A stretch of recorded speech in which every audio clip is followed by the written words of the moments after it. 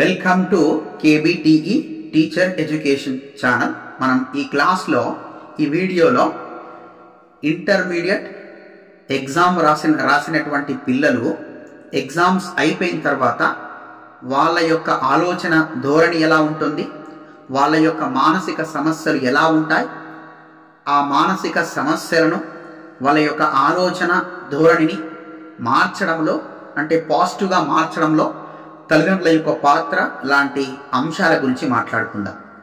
ఎందుకంటే intermediate exams అయిపోయిన తర్వాత చాలామంది పిల్లలు రిజల్ట్స్ గురించి, అన్ని సబ్జెక్టులలో వచ్చేటువంటి మార్కుల గురించి, అదేవిధంగా ర్యాంకుల గురించి, లేదంటే మార్కులు తక్కువ వస్తాయా ఎక్కువ వస్తాయా అనేటువంటి ఆలోచనతోటి ఇలా అనేక రకాలైనటువంటి అంశాల గురించి, రిజల్ట్కు సంబంధించినటువంటి అంశాల గురించి ఆలోచిస్తూ ఉంటారు.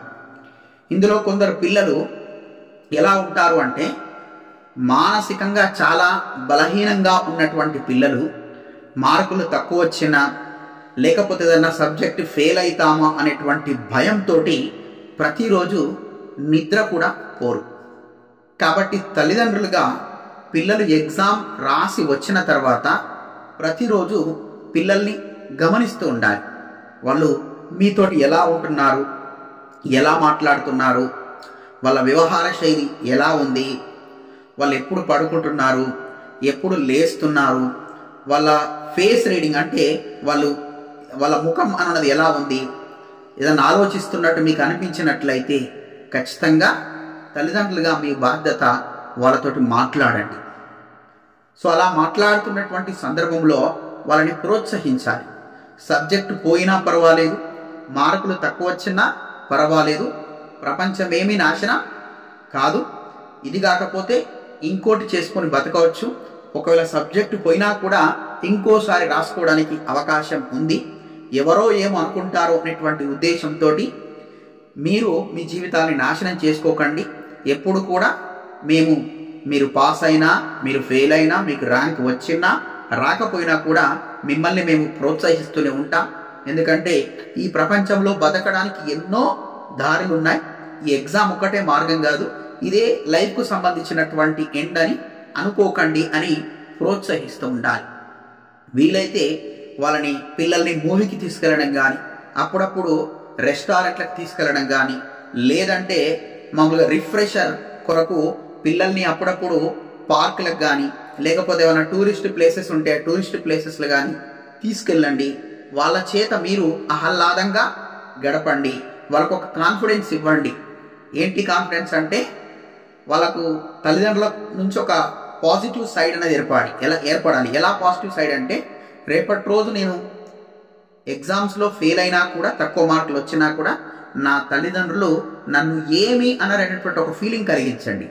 ఎప్పుడైతే అలాంటి కాన్ఫిడెన్స్ మీరు పిల్లలకు కలిగిస్తారో అప్పుడు ఖచ్చితంగా వాళ్ళు ఎలాంటి అనారోగ్యకరమైనటువంటి ఆలోచనలు లేకుండా ప్రశాంతంగా ఉంటారు. రిజల్ట్ వచ్చిన తర్వాత ఒకవేళ ఏదైనా జరిగినా కూడా వాళ్ళు మనం ఇచ్చినటువంటి కాన్ఫిడెన్స్ వల్ల ఇంకా బాగా చదువుకొని ముందుకెళ్ళేటువంటి అవకాశం అన్నది ఉంటుంది. ఎందుకంటే మనకి ఈ మధ్యలో ఒక సినిమా వచ్చింది, 12th ఫెయిల్ అనేటువంటి సినిమా. అంటే 12th ఫెయిల్ అయినటువంటి వ్యక్తి కూడా ఒక ఐపీఎస్ సాధించాడు. ఎంత గొప్ప విషయం ఒకసారి ఆలోచించండి.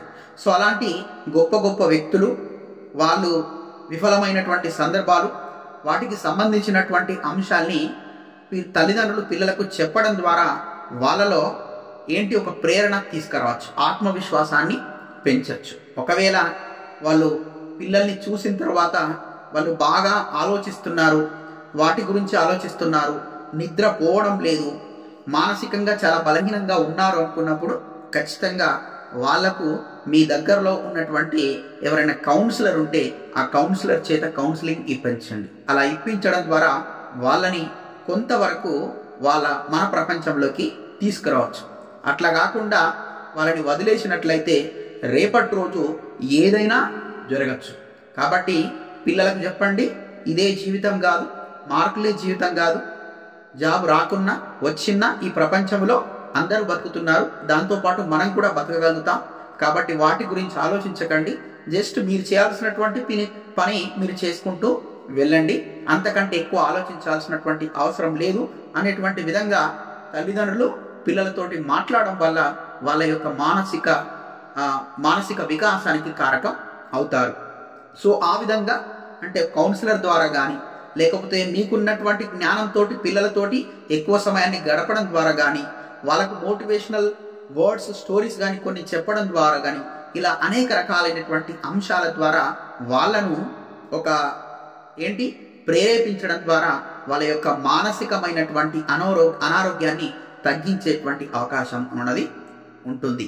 అట్లా కాకుండా తల్లిదండ్రులకింత పిల్లలకు తక్కువ మార్కులు వస్తున్నాయి అనగానే వాళ్ళని ఇతరులతో పోల్చడం, మీ జీవితం ఇంతే, ఇక మీతోటి చేత కాదు, మీరు బతికినా ఒకటే సచ్చిన్నా ఒకటే, సో ఇలాంటి పదాలు వాడడం వల్ల వాళ్ళు పూర్తిగా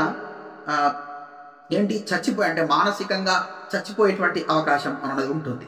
సో వాళ్ళు మానసికంగా బలంగా ఉంటూ బలహీనంగా ఉండకుండా చేయాల్సినటువంటి పనులన్నీ చేయడం ద్వారా వాళ్ళని ఒక గొప్ప వ్యక్తులుగా తీర్చిదిద్దేటువంటి అవకాశం ఇది కేవలం తల్లిదండ్రుల దగ్గర మాత్రమే ఉంటుంది. ఒకవేళ మీకు అందుబాటులో కౌన్సిలర్ లేడు అనుకుందాం, మీ పిల్లలు చదివినటువంటి కళాశాలకు సంబంధించినటువంటి ఎవరైనా మంచి లెక్చరర్స్ ఉంటే వాళ్ళ దగ్గరికి వెళ్ళి మీ బాబుకు సంబంధించినటువంటి ఏవైతే అంశాలు మీరు పరిశీలించారో వాటిని చెప్పి పిల్లల్ని వాళ్ళ దగ్గరికి తీసుకెళ్ళినట్లయితే వాళ్ళు కూడా ఏం చేస్తారు, ప్రేరేపణ చేస్తారు, ప్రోత్సహిస్తారు, వాళ్ళ యొక్క మానసిక వికాసానికి ప్రయత్నించడం అన్నది జరుగుతుంది.